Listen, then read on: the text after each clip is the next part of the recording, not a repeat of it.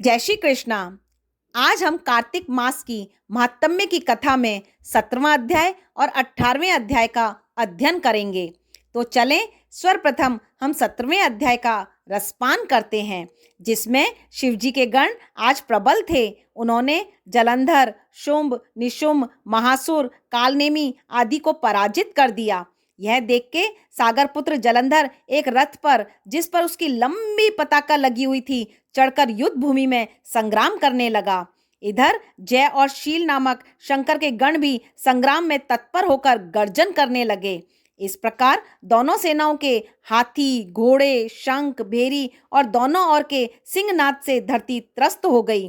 तत्पश्चात जलंधर ने कोहरे के समान बाणों को चला धरती से लेकर आकाश तक व्याप्त कर दिया और नंदी को 5, गणेश को 5 और वीरभद्र को तो एक साथ 20 बाण मारकर उसके शरीर को छेद दिया और मेघ के समान गर्जना करने लगा।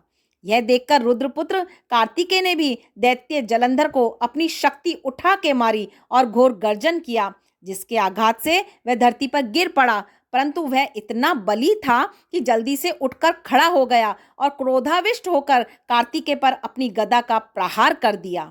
ब्रह्मा जी के वरदान की सफलता से शंकर पुत्र कार्तिकेय पृथ्वी पर गिर पड़े। गणेश जी और नंदी भी गदा प्रहार से व्याकुल होकर धरती पर गिर पड़े। वीरभद्र पर भी प्रहार किया, जिससे वीरभद्र का सिर फट गया और रक्त बहने लगा। वह व्याकुल होकर धराशायी हो गया। उनको धरती पर गिरा देखकर शंकर जी के गण चिल्लाते हुए युद्ध भूमि छोड़कर बड़े वेग से भाग निकले।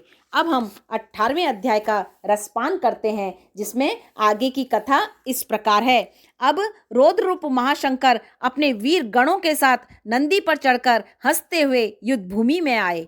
उनको आया देख उनके पराजित गण फिर लौट आए और सिंहनाद करते हुए आयुधों से दैत्यों पर प्रहार करने लगे। भीषण रूपधारी रुद्र को देखकर दैत्य भागने लगे। तब युद्ध में अपने दैत्यों को पराजित होता देखकर जलंधर हजारों बाण छोड़ता हुआ भगवान शंकर की ओर दौड़ा। उसके शुंभ, निशुंभ आदि वीर भी क्रोध से अपने होठों को काटते हुए शंकर जी की ओर दौड़े। इतने में शंकर जी ने जलंधर के सब बाण जालों को काटकर अपने गणों को निर्भय कर अपने अन्य बाणों की आंधी से दैत्यों को पीड़ित कर दिया। खड़गोरमा नामक दैत्य को अपने फरसे से मार डाला और बलाहक का तो सिर काट दिया। धसमई को भी मार गिराया और शिवगण शिची ने प्रचंड नामक दैत्य का सिर काट डाला। किसी को शिव के बैल ने मारा तो कई गणों को बाणों के द्वारा मारा गया। यह देखकर जलंधर, शुंभ, निशुंभ आदि दैत्य भी धिक्कारने लगे और भयभीत हो धैर्य देने लगा कि किसी प्रकार भी वह दैत्य दोबारा युद्ध भूमि में जाने को अब तैयार न थे। दैत्य की सेना पलायन करना शुरू कर दिया। तब महाक्रुद्ध जलंधर शिवजी को अपनी ओर ललकारने लगा। साथ ही उसने एक साथ बहुत सारे बाण शिवजी को दग्ध कर दिए। शिवजी उसके बाणों को काटते रहे, यहाँ तक कि उन्होंने जलंधर की ध्वजा क्षेत्र और धनुष को भी काट दिया। 7 बाण मारकर उसके शरीर को आघात पहुंचाया। धनुष के कट जाने से जलंधर ने समझा कि शिवजी मुझसे बलवान हैं। तब उसने गंधर्वी माया उत्पन्न कर दी। अनेक गंधर्व अप्सराओं के गण पैदा हो गए।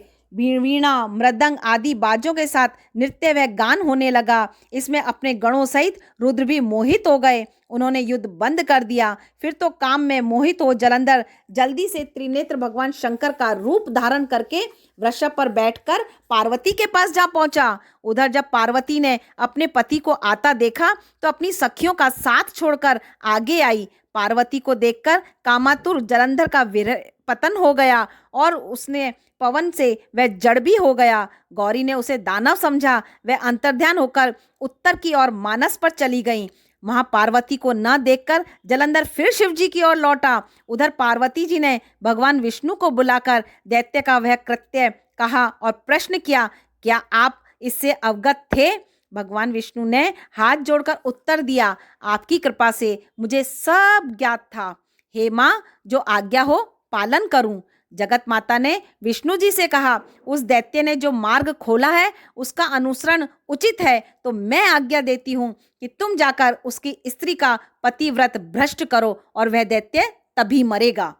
पार्वती जी की आज्ञा पाते ही भगवान विष्णु माँ की आज्ञा शिरोधार्य कर छल करने के लिए जालंधर के नगर की ओर चल पड़े। कल हम 19वें अध्याय में आगे की कथा का रसपान करेंगे। जय श्री कृष्ण।